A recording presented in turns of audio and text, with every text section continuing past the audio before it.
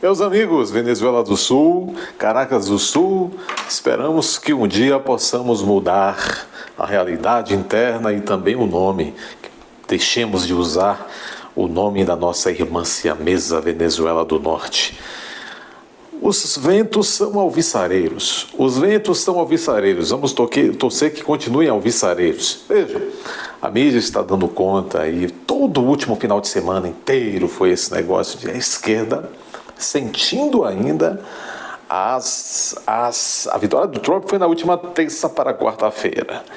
Mas durante todos esses dias, e principalmente no último final de semana, está reverberando ainda os choques internos, os rachas, o desespero, o corra, socorro, esconda no primeiro buraco que encontrar, ai, ai, ai, ui, ui, mamãe vermelha. Não é isso? Mamãe vermelha é a China, para quem não sabe. Na verdade, por onde andará o papagaio de Xi Jinping, vulgo José Disseu? Por onde andará o papagaio chinês? O louro José da China, o louro José da China, por onde andará? Veja, não sei, porque os filhotões do doutor Luiz, do doutor José Disseu estão se pegando e se desbicando entre si. Vamos ver, há de tudo. A fauna está empolvorosa. A fauna vermelha está empolvorosa. Querem ver? Veja isso aqui. Matéria do Pleno.news, após caso Trump, ou seja, a vitória de Trump, senador do PT admite que Lula perder, é possível que Lula perca se candidatar em 2026. O suposto Lula que está por aí não tem convencido a todos. Então, o próprio suposto Lula, em entrevista recente à CNN Internacional, disse que não sabe se vai concorrer, só se de fato não tiver nenhum outro nome. Aí ele fará um sacrifício, disse ele, para conter essa extrema-direita, disse ele, não é isso? Aliás, há pouco eu via pela internet uma jovem estagiária de direito, estudanta de direito, chamando quem não é do mitiezinho, né, que fez a cabeça dela, chamando, portanto, o que não é esquerda de extrema direita. Vocês vejam a lavagem cerebral que uma fulana como essas, em 3 semestres, a sua patota, a patota de professores de esquerda da Faculdade de Direito fizeram na cabeça desta pessoa, coitada. Ainda há tempo de curar-se. Então, diz aqui esse senador, um dos mais inúteis do Brasil, Humberto Costa, senador pelo PT de Pernambuco, avaliou o cenário estadunidense como um alerta. Aliás, todos os peltistas e esquerrodistas estão usando essa palavra, né? Alerta, é um alerta para dizer desesperados estamos. Eles não esperavam, pessoal. Trabalharam desde 2019. Aí a coisa eles concretizaram lá nos Estados Unidos em 2020 com a ajuda da Panda, a Panda bem chinesona.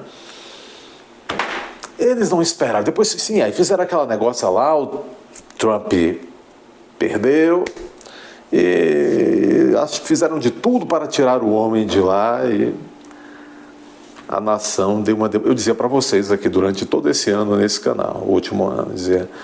Estados Unidos tem instituições mais solidificadas do que as nossas. A democracia está doente nos Estados Unidos, mas ainda não está na UTI.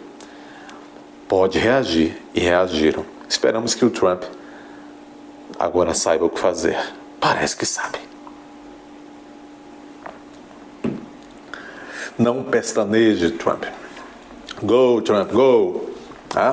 Após caso Trump, senador do PT admite que Lula perder é possível. Humberto Costa avaliou o cenário estadunidense como um alerta para a esquerda brasileira. Ei, quando eu vejo este homem com 1 tonelada de testosterona no rosto, este Humberto Costa, com essa testosterona toda, que é muito peculiar aos esquerdistas, é claro que eles não vão perder. É muita testosterona na face, né? De um homem só. É uma ironia.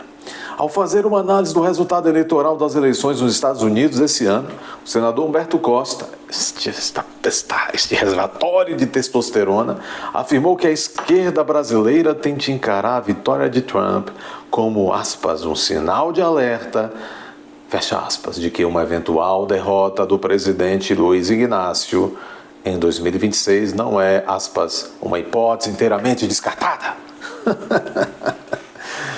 Já está chegando a hora. As declarações aconteceram durante entrevista ao portal Metrópolis, que é um dos lugares preferidos dos peltauchas, publicada nesse domingo 10 de novembro. Na ocasião, o congressista afirmou ter recebido o desempenho dos democratas com surpresa negativa. É que todos eu acabei de dizer.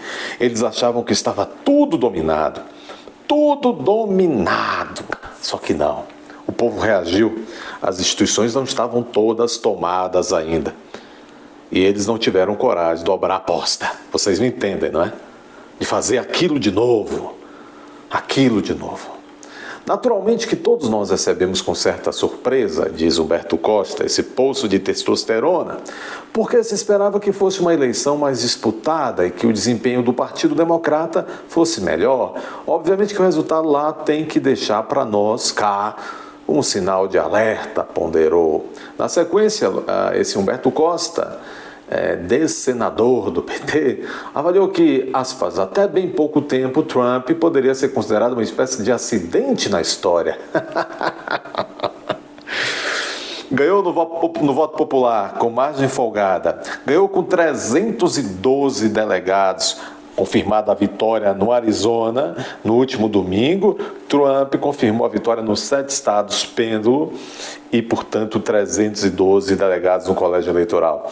Ganhou a Câmara Federal e muito pela figura do Trump, também o Senado, muito pela figura do Trump, e tem 6 dos 9 juízes, como eles chamam lá, na Suprema Corte, podendo, inclusive, num espaço curto de tempo, ter o 7º juiz dos 9 na Suprema Corte. O Trump não somente fez, mas tem barba, bigode e cabelo. E ele só não fará o que tem que fazer se for realmente pusilânime. Vamos mais aqui. Diz aqui o Humberto Costa, a eleição de Trump em 2016 e o governo de 2017 a 2021 foi, na verdade, visto como um acidente de percurso. É como eles acham também a situação do Bolsonaro. Mas agora, com a vitória que ele teve, com o poder do qual ele desfruta, e já desfruta mesmo, porque ele vai ter a maioria na Câmara, no Senado, já tem a maioria dos integrantes da Suprema Corte, então todas as condições para fazer o governo que ele queira, como queira, ele tem hoje. Então realmente se vê com preocupação. As fraldas estão cheias daquilo, né? O parlamentar apontou que, dadas as semelhanças recentes entre os cenários políticos brasileiro e estadunidense, há a possibilidade de que o que chamou de extrema-direita volte ao poder no Brasil. É interessante, né? É interessante, né? Então está aqui, diz ele, podem se rir aí, diz ele. E o alerta surge para nós porque passamos por um governo com características muito semelhantes. A vitória do Lula foi entendida por nós e por muita gente como um ponto final na experiência da extrema-direita no Brasil.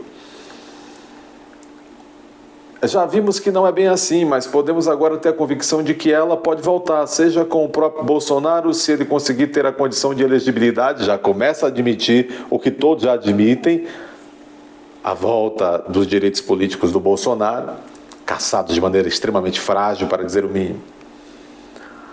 Seja por meio de alguém que represente esse projeto. Está falando de quem? Tarcísio? Tarcísio, para mim, é bem centrão.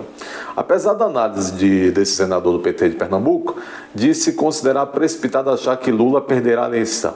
Disse ele, com a fralda cheia, não é que nós estejamos preocupados que Lula vá perder a eleição. Não, eu acho que isso aí seria uma avaliação muito precipitada e fora daquilo que nós estamos assistindo.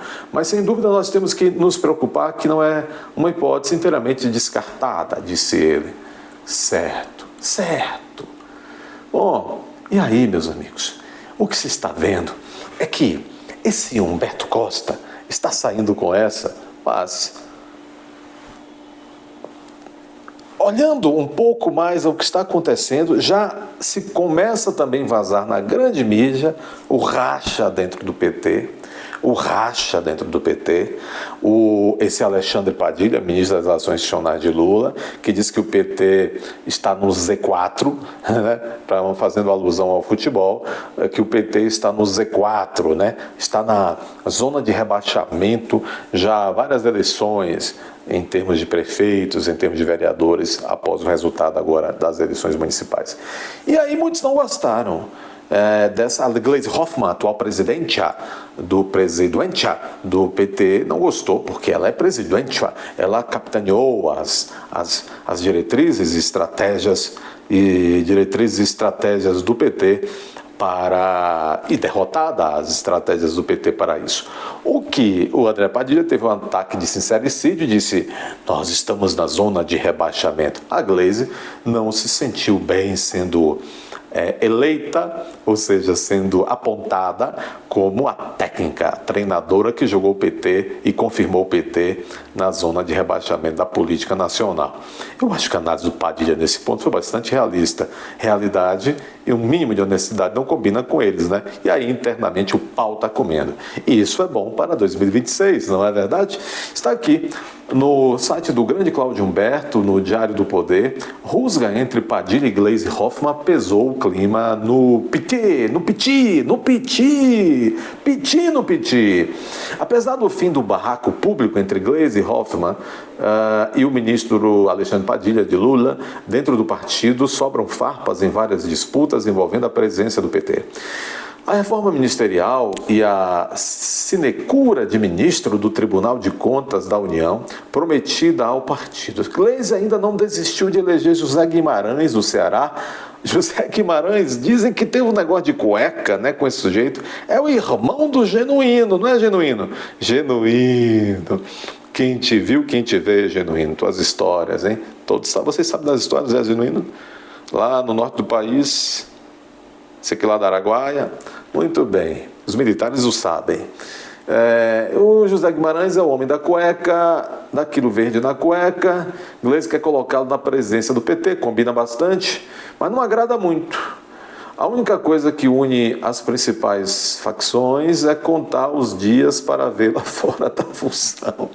E ainda dizem que querem colocar a Gleisi como ministra do Tribunal de Contas da União, que é o órgão auxiliar do Congresso Nacional, o Tribunal de Contas da União, o TCU. Mas ninguém quer, só ela quer. E Lula, pelos motivos dos dois. Persona não grata. Gleisi cava a vaga no TCU negociada em troca do apoio a Hugo Mota, à presidência da Câmara, mas ainda lhe falta apoio suficiente. Gleisi quer ser fiscal de contas, meus amigos, de contas de gastos da União, de dinheiro da União. Vocês acham que a raposa pousa? Cadeiras. Guimarães está mais próximo de assumir o lugar de Padilha. Guimarães é para relações institucionais do governo Lula. Temos esperança, que fracassou como articulador político. Tá bom. Ele fracassou como articulador político, o Padilha, nas relações institucionais. E aí o Guimarães fracassou como articulador político do governo na Câmara. Está tudo melhor, está tudo melhorando. Beleza.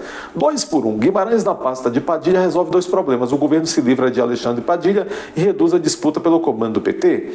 Em desidratação, Gleisi defende que o próximo presidente do PT deve ser do Nordeste, até para tentar reaver o espaço perdido na região nas eleições municipais. O PT está desidratando o Nordeste, portanto, lave a boca, você desinformado e que não tem instrução, quando critica os nordestinos nesse quesito. Você não entende nada do que está acontecendo no Nordeste. O nordestino médio está se livrando do cabresto. É claro que há zonas ainda, extremamente zonas, mas nós vamos melhorar, estamos melhorando a vento e polpa. Muito bem, mas tem mais. Treta na esquerda, tem mais. Vejam. Na ausência do Lula, que já está bem ausente, vocês sabem, cobrinhas começam a se movimentar querendo o lugar da velha jararaca. Ele mesmo, certa feita, se autodenominou como jararaca de 9 dedos. Treta entre Boulos e João Campos. Treta entre Boulos, que saiu desse tamanho de São Paulo, e João Campos. João Campos é o Pernambuco, com todo respeito a vocês pernambucanos, que eu adoro muito o povo de Pernambuco, há grandes penalistas em Pernambuco. O bom povo de Pernambuco, por algum motivo misterioso, está há uns 60 anos governado pela família Arraes, que aí às vezes trocam de sobrenome, mas é tudo a mesma coisa. Agora é Campos, mas é o sangue dos Arraes, desde o bisavô desse que está aí, o Miguel Arraes. Desde os anos 60, Miguel Arraes já mandava em Pernambuco, e os Arraes continuam mandando em Pernambuco, e é sempre de lavada. Agora mesmo foi eleito com mais de 70, não sei quantos por cento, né? Bom, Pernambuco vai assim, tão assim, bom assim, para justificar a permanência dos Arraes. Não há nada além dos Arraes em Pernambuco. Eu sei que a governadora atual não é bem dos Arraes, mas é bastante dos Arraes, não é verdade? Bom, mas não é de minha conta. Treta entre Boulos e João Campos expõe racha para a esquerda. Uma treta, diz o portal Metrópole, matéria do Paulo Capelli. Treta entre, olha que trava-língua, treta entre Boulos e João Campos expõe a racha para a esquerda no pós-Lula. Mas vai demorar muito, porque Lula vai viver. Lula tem 79, vai viver 120 anos. Ainda faltam 41 anos, falta muito. Lula vai, né? Prefeito do Recife.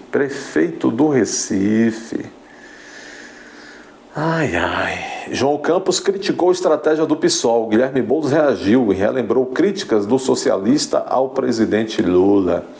A troca de farpas entre o deputado federal Guilherme Boulos e o prefeito do Recife, João Campos, é reflexo do racha que a esquerda enfrenta para consolidar uma liderança para suceder a Lula, maior líder do segmento no Brasil.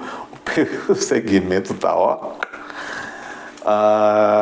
maior líder do segmento do Brasil. O petista deverá disputar a última eleição presidencial em 2026. Eu não acredito e aposto. Se você tem dinheiro para apostar, me chame no privado. Nós vamos apostar. O doutor Luiz Inácio não será candidato à reeleição. Vamos apostar. Vamos registrar a aposta em cartório. De acordo com integrantes dos dois partidos e também do PT, ou seja, PSB, PSOL e PT, a esquerda se dividirá na era pós-Lula. Um dos dilemas vale a pena abrir mão de espaços e dogmas para compor com outros campos políticos, flertando até mesmo com a direita em nome de vitórias eleitorais, ou o caminho seria manter os ideais da esquerda e evitar uma perda de identidade? Esse debate já começou, sobretudo após o fraco desempenho nas eleições de 2024 da esquerda, de modo geral, no Brasil. João Campos é visto como um representante do primeiro grupo. Em 2020, ele se elegeu com um forte discurso antipetista, mas rejeitou o Bolsonaro. Durante sua gestão, aproximou-se de Lula, conforme o seu partido, o PSB, retomou o viés do campo dito progressista. Hoje, a legenda ocupa a vice-presidência com Geraldo Alckmin. Arrocou em mim. O prefeito foi reeleito, esse João Campos, em primeiro turno, com 78,12. É uma democradura. Democradura de João Campos em Pernambuco. E é cotado para disputar o governo de Pernambuco em 2026. A aposta no PSB é que o filho do ex-governador Eduardo Campos, desaparecido naquele negócio do avião, será capaz de suceder a Lula em 2030. Uau! O Eduardo Campos vai suceder a Lula em 2030. Não temos homens e mulheres no Brasil, só temos os Arraes. Deus nos livre. Desilusão, hein? Que coisa. Já Guilherme Boulos tem mais identificação com a esquerda raiz, com origem política no movimento dos trabalhadores sem teto. Ele ganhou notoriedade nacional ao disputar a presidência da República em 2018, etc. Então nós estamos vendo como está a tal da esquerda nesse momento no Brasil e como eles projetam o pós-Lula, né? O pós-Lula. É interessante. É isso aí. Vamos ver quem é que tem razão, né? Vamos ver quem é que tem razão. Deixe seu like, inscreva-se nesse canal, se já é inscrito, confira se você está inscrito, compartilhe com todos E considere se inscrever como membro, indo até a aba Seja Membro.